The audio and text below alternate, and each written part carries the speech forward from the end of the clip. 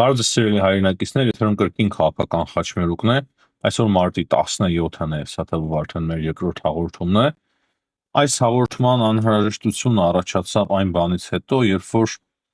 տեղեկացանք, ավելի ճիշտ փոքր շուտ էի տեղեկացել, բայց որոշեցի այս հաղորդումը անցկացնել, քանի որ շատ կարևոր մի ֆիգուրի են ոչնչացրել իսրայելացիները Իրանում, խոսքը կոնկրետ ազգային անվտանգության խորհրդի ղեկավար Իրանի Ալի Լարիջանիի մասին է, ով որ 3 մինչև մահը, այդ մասին խոսել եմ առավոտյան հաղորդման մեջ,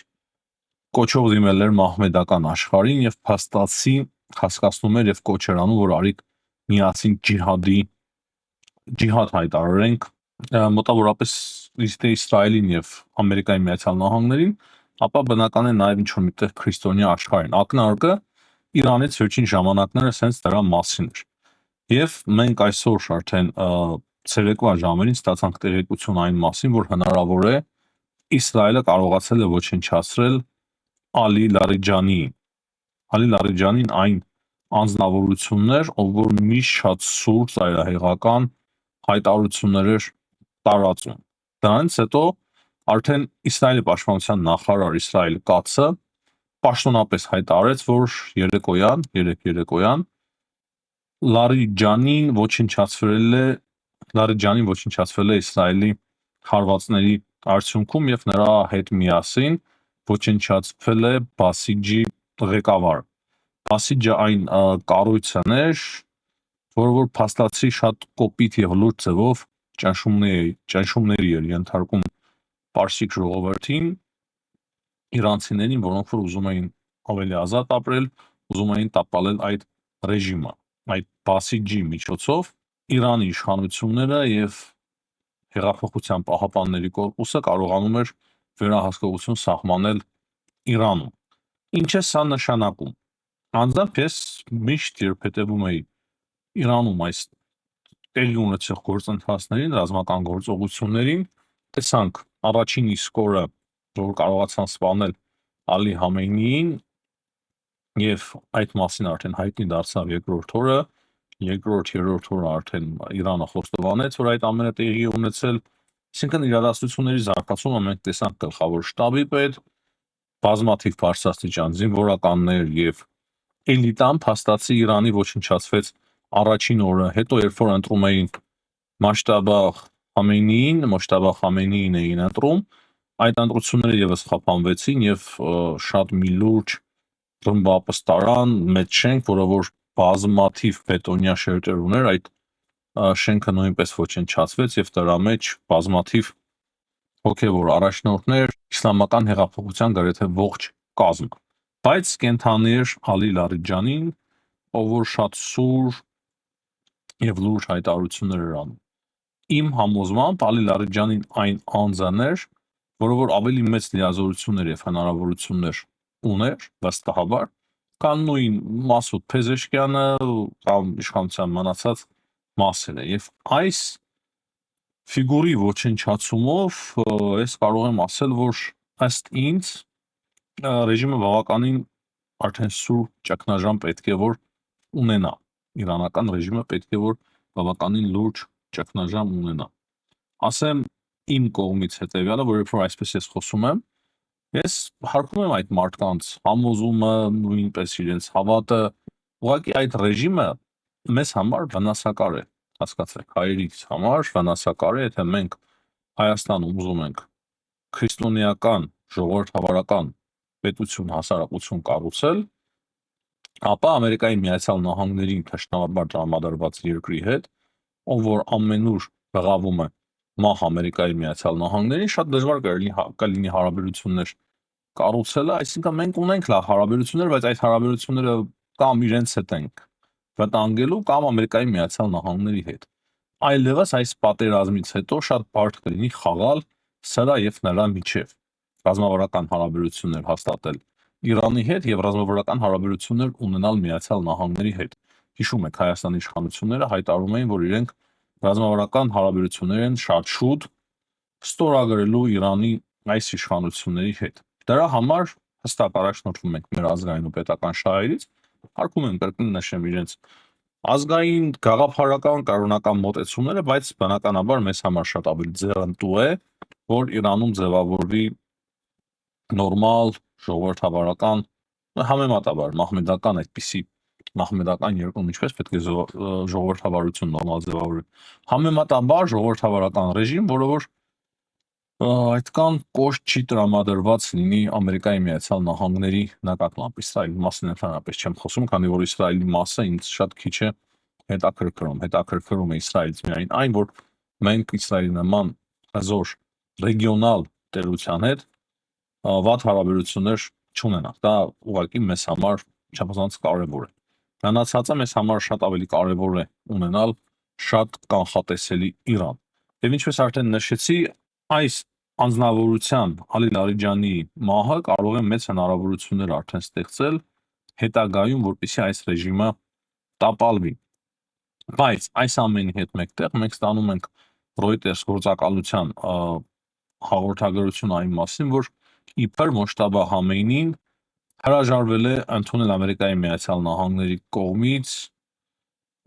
առաջարկվող խաղաղությունը, ասել է, որ իրենք պատերազմը կշարունակեն մինչև այն ժամանակ, քանի դեռ Ամերիկայի Միացյալ Նահանգները չի պարտվել եւ չի փոխհատուցել Իրանի ժողովրդին։ Շատ մեծ հարց է իրոք, թե արդյոք կենթանի է այդ Մոջթաբա Համեյնին, թե չէ։ Ամեն դեպքում ես կարծում եմ, որ այդ անձը, ում որ ընտրել են Իրանի հոգևոր առաջնորդ, կամ իրոք այլևս գոյություն չունի, կամ թե չէ բավականին լուրջ առողջական խնդիրներ ունի եւ շատ կասկածում եմ, որ ինքը իրականում կարողանում է ղեկավարել երկիրը։ Այն անձը, որը որ խոստովանում է, եւ եթե դա էլ է ճիշտ, ինքը խոստովանում է, որ իմացել է իր ընտրության մասին հերոստանգերության միջոցով, ու մենք գիտենք, որ դրանից առաջ չեն կարողացել ընտրել հոգևոր առաջնորդ, քանի որ նոր քիչ առաջ նշեցի, թե Իսրայելը ինչպես էր հարված հասցրել այդ մեջշինության եւ տարատակի բունկերներին հենց ընտրությունների ժամանակ։ Այս մասին մենք խոսել ենք օրեր առաջ մեր նախորդ հաղորդումների մեջ, երբ որ այդ ամենը տեղի ունեցավ։ Այստեղ հարց է առաջանում, թե ինչպես են ընտրել Մոջթաբա Խամեյնիին եւ արդյոք այդ ընտրողները այնպես չեն արել, որ իրեն համար կոպիտ ասած պատրաստել են ինչ-որ անակնկալ եւ ինքը իրականում չի կարող ղեկավարել եւ իր օրերը հաշված են։ Այսինքն ըստ ինձ այս տեղեկությունով կոնկրետ Ալի Լարիջանիի սպանության մասով Իրանում շատ լուրջ իշխանության մեջ պետք է որ ճգնաժամ առաջանա։ Բնականաբար դերևս Իրանի իշխանությունները կփորձեն այլ ձևերով այդ ամենը կոծկել, իմիջիայլոց երբ որ Իսրայել կացը, Իսրայելի պաշտպանության նախարարը հայտարարում էր Ալի Լարիջանի սպանության մասին, նրա X-ի էջում հրապարակում եղավ, որտեղ որ ինքը ցավակցում էր բոլոր նրանց ընտանիքի անդամներին, ովքեր որ զոհվել են նավերի վրա, այսինքն Ամերիկայի Միացյալ Նահանգները գիտենք, չէ, արդեն 100-ից ավել նավ է խորտակել իրանական, այդպես ինչ որ ցավակցություն էր հրապարակել Ալի Լարիջանին կամ Ալի Լարիջանի անունով ինչ որ ցավակցական տեքստերին հրապարակել X-ում։ Մեկ ուրիշ հետաքրքիր տեղեկություն է հայտնում Reuters-ը, որ Պարսից ծոցի երկրները ճնշում են Թրամփի վրա, որ ինքը հանկարծ չավարտի այս պատերազմը եւ շարունակի հարվածներ հասցնել Իրանին, որպեսզի մաքսիմալ ձևով կարողանան ցախողել Իրանի հրթիռային ծրագիրը, դրոնային ծրագիրը, ընդհանրապես ատոմային այդ ծրագիրը, այսինքն Իրանին հասցեն այնպիսի բանաս, որ Իրանը չկարողանա ռազմական տեսանկյունից վերականգնվել։ Չնայած մի երկու օր առաջ կային տեղեկություններ, որ իբր արաբական երկրները ճիշտ հակառակը ճնշում են Ամերիկայի Միացյալ Նահանգների վրա, որ Ամերիկայի Միացյալ Նահանգները շատ արագ ավարտեն այս պատերազմը, որպեսզի այլևս այդ երկրները դրոնային հարձակումների չենթարկվեն։ Մեկ ուրիշ հետաքրքիր շատ տեղեկություն կա, բայց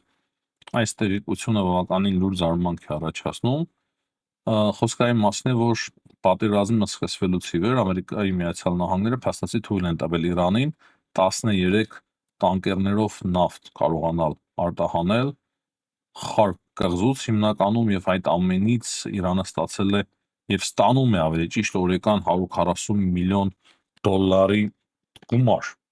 Այսինքն Ամերիկայի Միացյալ Նահանգները չեն խոչընդոտում, որ Իրանը կարողանա նավթ վաճառել։ Չնայած որ Իրանը փակել է Հորմուզի նեղուցը եւ այդպիսի լուրջ արգելքներ է ստեղծում ամբողջ աշխարհի համար։ Ու չնայած նրա, որ Ալի Լարջանիին սպանել են իսրայելացիները, նոր հայտարարությամբ է հանդես եկել Իրանի ազգային ժողովի նախագահը Բագար Գալիբաֆը, սա էլ է վերջերս շատ ակտիվացել աչքիս Ալի Լարջանի տեղն է ուզում գրավել իր հայտարարություններով սուր։ Նա ասում է, որ Հորմուզի նեղուցը այլևս չի լինելու նախկինը, այս ամենի հետ պետք է մերվի Ամերիկայի Միացյալ Նահանգները եւ դա նրա պատճառով է, որ Ամերիկայի Միացյալ Նահանգները եւ Իսրայելը ագրեսիայի են ենթարկել Իրանը, մենք չէինք ուզում, ասում է, փակել Հորմուզի նեղուցը, բայց այս պայդրությամբ այն այլևս չի լինելու ինչպես որ նախկինում էր, քանի որ մենք այլևս չենք կարող այնտեղ հանդուրժել Ամերիկայի Միացյալ Նահանգների եւ այդ սիոնիստական ռեժիմի ներկայությունը։ Սա նշանակում է այն, որ սիրելի հայրենակիցներ, այնուամենայնիվ Իրանը մտադիր է փակ պահել Հորմուզի նեղուցը, ես խոսել եմ մեր նախորդ հաղորդումների մեջ, թե ինչ է նշանակում փակ պահել։